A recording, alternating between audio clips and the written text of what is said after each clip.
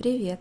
Меня зовут Воронкова Юля. В этом видео я покажу свой вариант низкоуглеводного торта тирамису без сырых яиц, а также покажу печенье савоярди без сахара. Сначала приготовлю коржи. Для этого смешиваю 60 граммов миндальной муки, 12 граммов разрыхлителя, ванилин, щепотку соли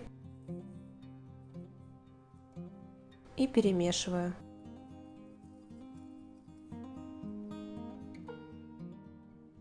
Теперь два желтка взбиваю до момента, пока они не посветлеют.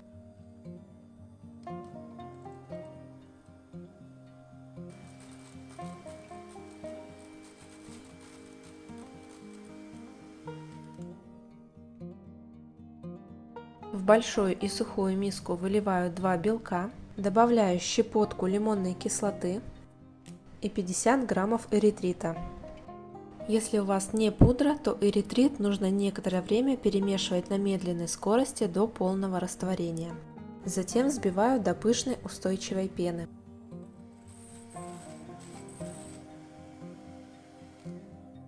При переворачивании формы белки не должны стекать. К белкам добавляю желтки и аккуратно перемешиваю лопаткой снизу вверх.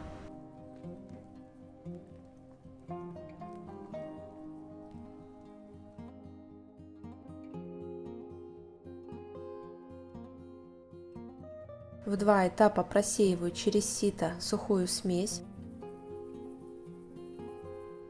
и также очень аккуратно перемешиваю.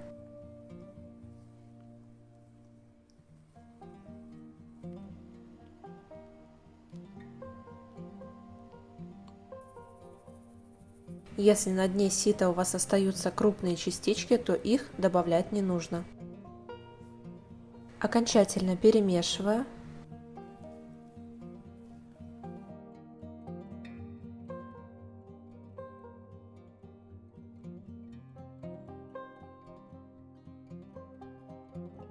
И раскладываю по двум формам диаметром 16 сантиметров. Если у вас только одна форма, то лучше замесить тесто 2 раза, а не оставлять вторую часть дожидаться своей очереди. Разравниваю и отправляю выпекаться в разогретую до 170 градусов духовку на 25 минут. Затем убавляю до 100 градусов и оставляю в духовке еще на 10 минут. Готовые коржи накрываю полотенцем и оставляю остывать. Я оставила бисквит на ночь, чтобы он просох и стал как печенье, но в принципе это не обязательно, так как я все равно его буду обильно пропитывать. Также, если вы хотите сделать тирамису классического вида и испечь печенье, это тесто можно переложить в кондитерский мешок с круглой насадкой 8-10 мм, отсадить ровные дорожки. Очень удобно использовать эту решетку как ориентир.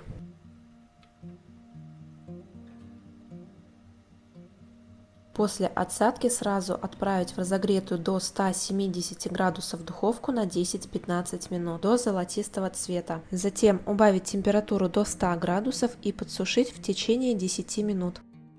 Аккуратно с помощью лопатки снимаю печенье с коврика, оно еще очень мягкое. Перекладываю все печенье на решетку и оставляю примерно на час просыхать. Вот теперь оно стало хрустящим.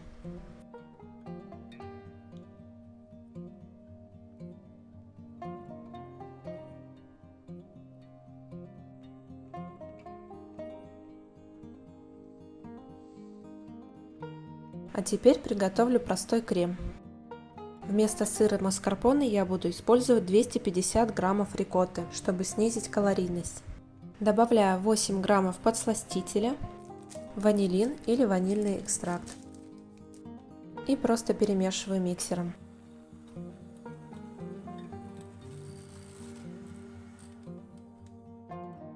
Теперь в большую и сухую миску наливаю очень холодные и жирные сливки, минимум 30% жирности. Взбиваю сливки на высокой скорости до устойчивых пиков.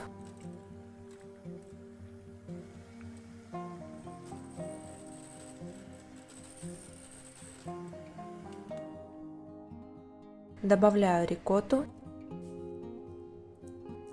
и снова перемешиваю миксером.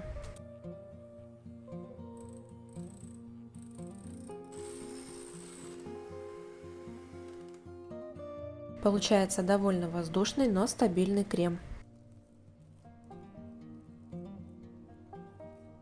Отделяю примерно треть крема для декора.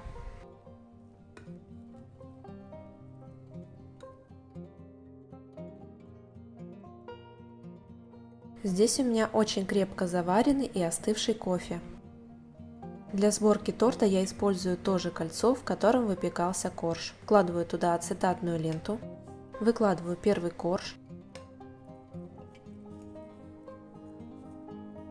и очень обильно пропитываю кофе. Практически поливаю. Особое внимание нужно уделить краям.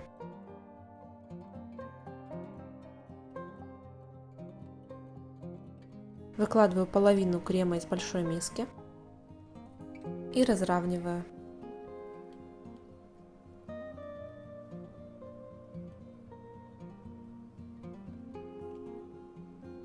Сверху кладу второй корж, легонько прижимаю и также обильно пропитываю. На пропитку у меня ушло примерно 120 мл кофе. Выкладываю оставшийся крем из большой миски, разравниваю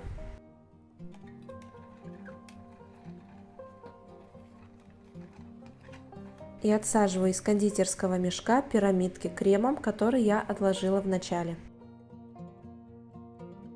Также можно не делать такой толстый слой крема сверху, а большую часть его использовать для обмазки торта сбоку и затем сделать пирамидки сверху.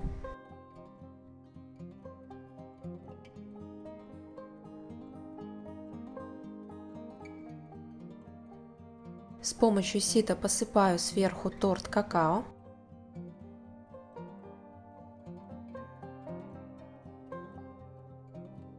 И отправляю в холодильник примерно на 3 часа.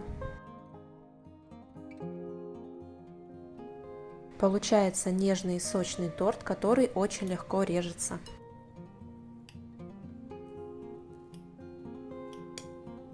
Если вам откликается мое творчество, вы можете оказать поддержку этому каналу, оформив спонсорство, а также поставить лайк и подписаться на канал.